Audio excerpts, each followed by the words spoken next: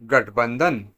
सुनो, तुम सजती रहना, आंखों के काजल में, होठों की लाली में, झुकती निगाहों में, कपालों के हया में। वह जरूर मुस्कुराएंगे।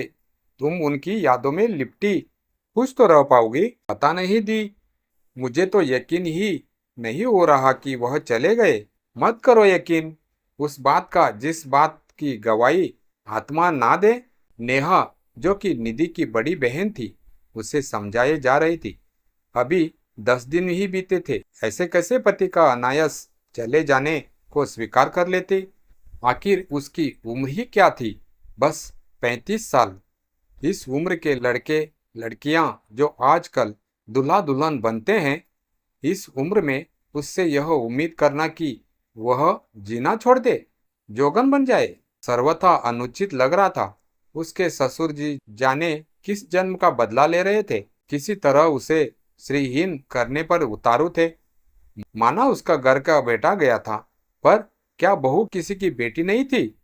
बेटे के प्रति अपने फर्ज निभाने में कुछ इस कदर बौरा गए थे कि उस मासूम बच्ची का ख्याल तक ना आ रहा था। नियमों का पालन सख्ती से किया जाएगा, इसमें कोई कुछ नहीं बोल सकता, कहकर उन्होंने अपना निर्णय सुना दिया। समझ में आ गया कि यह सामाजिक नियमों का मामला कम, बल्कि निधि के मान अभिमान को रौंदने की साजिश ज्यादा थी। उसे बेरंग करने पर वह आमदा थे। निधि के सामने एक सफेद चादर सी साड़ी पड़ी थी। कुछ सजी धजी बुजुर्ग महिलाएं उसका श्रृंगार उतार उसे वह पहनाना चाहती थी। नेहा उन्हें देखकर अंदर तक कांप गई। उससे धुनी उम्र की महिलाएं सहज श्रृंगार में, और वह छोटी सी उम्र में सादगी ओढ़ लें, यह बात बर्दाश्त के बाहर की लग रही थी। उसने एक नजर उन पर डाला तो वे और भी डिठाई से आगे बढ़ी और एक एक कर उसके गहने उतारने लगी। निधि स्तब्ध थी। उसकी आंखों में अभी भी पति का वह प्रणयी रूप समाया था, जैसे लाल गुलाबी कपड़ों में देखते ही उसे अपने निगाह के घेरे में कैद कर लेते थे। जब वह उन्हें याद दिलाती कि ऑफिस नहीं जाना है, तब वह मन मारकर दफ्तर का रुख करते।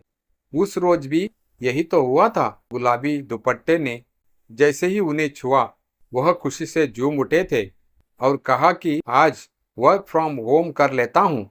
मगर ऑफिस से लगातार आते फोन ने जाने पर विवश कर दिया। लंच के समय वह फोन मिलाती रही, पर कोई जवाब ना आया, और वापसी में वह आए भी तो ऐसे आए जिसकी कभी कल्पना भी नहीं की थी। माँ बेटे तो ऐसे फूट फूट कर रोए जैसे उनका सब कुछ चला गया।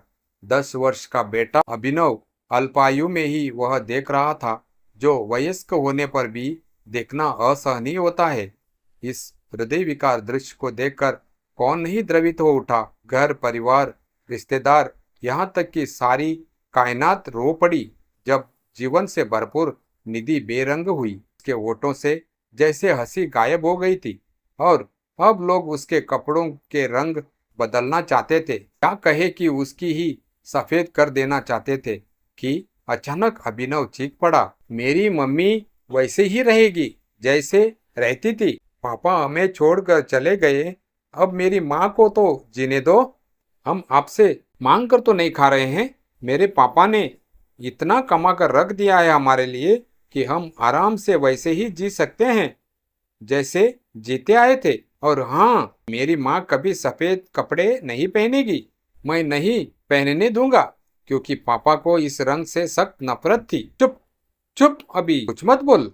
रिश्तेदारों का लिहाज कर निधि ने उसे चुप तो करा दिया, पर भावुक हो आए बेटे को सीने से लगा सिसक उठी। उसके पिता बहुत देर से ससुराल वालों के तांडव देख रहे थे। आखिरकार उनसे ना रह गया। उन्होंने अपने जीवन काल में न जाने कितनों का कल्याण किया था। स्त्रियों के उत्थान व समाज सुधार के लिए सदा ही अग्रणी रहे थे। सच्चाई का साथ देने में कभी पीछे नहीं हटे थे। भला अब कैसे चुप रहे थे। इस बार मामला घर का था।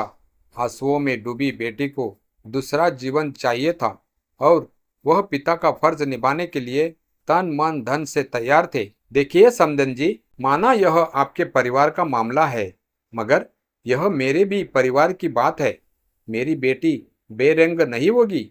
यह उम्र उसके हंसने खेलने की है। वह अपना जीवन जिएगी। और सबसे बड़ी बात तो यह है कि आप भी अच्छी तरह से जानते हैं कि आपके स्वर्गवासी बेटे की भी यही इच्छा थी। मैं उनकी खुशियों का सम्मान करते हुए अपनी बेटी का श्रृंगार नहीं उतारने दूंगा। क्या बेतुकी बात कर रहे हैं आप? मेरा जवान बेटा चला गया और आप अपनी बेटी को सजाने की बात कर रहे हैं? नहीं, मैं भेदभाव खत्म करने की बात कर रहा हूँ।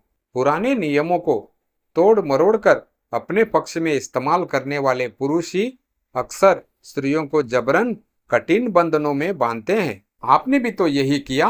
जवानी में ही अपने पत्नी को खो दिया था, पर इस बात से आपके स्टेटस में तो कोई बदलाव नहीं आया। पत्नी की साड़ी से गठजोड़ी कर सभी पूजा पाठ सहर्ष संपन्न करते रहे।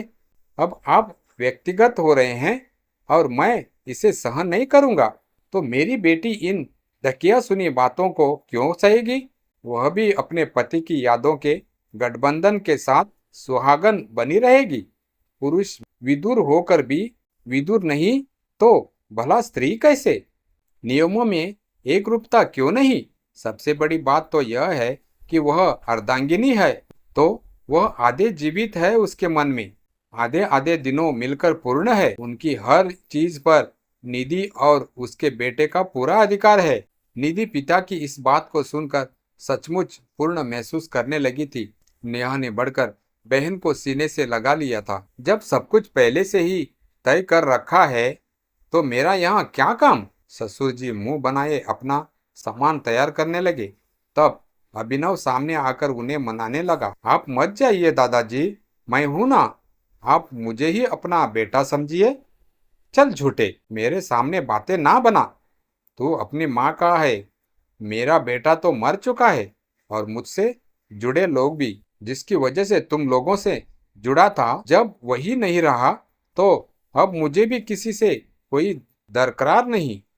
उनकी बेरुखी बातें जैसे ही निधि के कानों से टकराई, उसने अभिनव को पास बुला लिया और कहा, कोई बात नहीं बच्चे, समझ लेना, बस पापा ही नहीं गए हैं, पापा से जुड़े सारे रिश्ते नाते भी चले गए हैं। जब शौक ही मना रहे हैं तो एक बार ही सबका शौक मना लेंगे। जीवन जीना है ना तुझे? मेरे लिए जीना है और मुझे तेरे लिए। बस मजबूत हो जा तू भी, ताकि हम एक दूसरे का सहारा बन सके। रिश्तेदारों के अनुरोध पर वह किसी संस्कार के आखिरी दिन तक रुके। कहते हैं जब कोई जहाज डूबता है तो सब एक दूसरे पर इल्जाम देकर अपराध से बरी होना चाहते हैं। उन्होंने भी यही किया था, पर निधि के पिता के हस्तक्षेप ने उनकी एक ना चलने दी। पिता भला अपनी बेटी का साथ कैसे ना देते? कायदे से ससुर को पिता बनकर बहू को बेटी वाला स्नेह देना चाहिए था, पर पिता क्या, वह तो ससुर भी ना बन सके। अपनी दो रंग नीति और कठोर नियमों में बहू को बांधने की अधूरी चाहत मन में ही रह गई। समधी की कई खरी खरी बातों ने कुछ ऐसा असर किया कि वह उल्टे नाराज होकर घर से निकल गए। यही सही भी था, क्योंकि वह साथ रहकर भी इस माँ बेटे को चैन से जीने नहीं देते। क्योंकि अब इस घर में मातम को जीवन नहीं बनाना था। वह दिन गुजर गया और साथ ही गया निधि की जिंदगी से बहुत बड़ा बोझ। ससुर के जाने के बाद एक अजीब सुकून घर में फैल गया था, जैसे कोई भारी परछाई वहां से हट गई हो। अब घर में धीरे धीरे जीवन लौटने लगा था। अभिनव स्कूल जाने लगा और निधि ने भी अपने कॉलेज के दिनों में सीखे कौशलों को फिर से जीवित किया। उसने ऑनलाइन काम शुरू किया।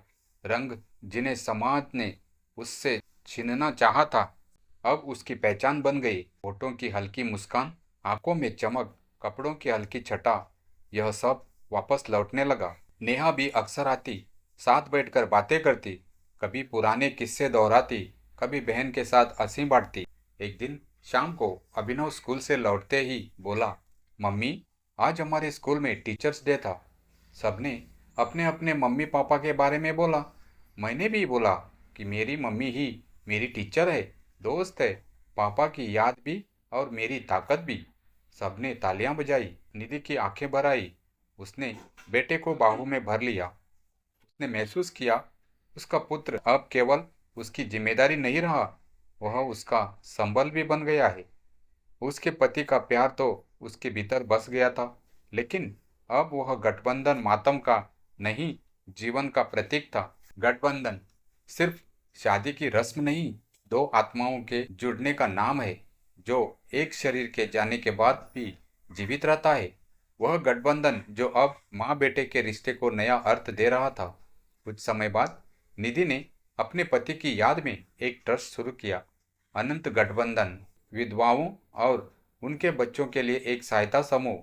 वहाँ वह दूसरों को बताती कैसे जीवन को फिर से संजोया जाता है, कैसे सफेद चादर ओढ़ने की परंपरा को चुनौती देकर आत्मा को फिर रंगों से जुड़ा जा सकता है। लोग अब उसे विधवा नहीं कहते, उसे संघर्ष की रानी कहते हैं।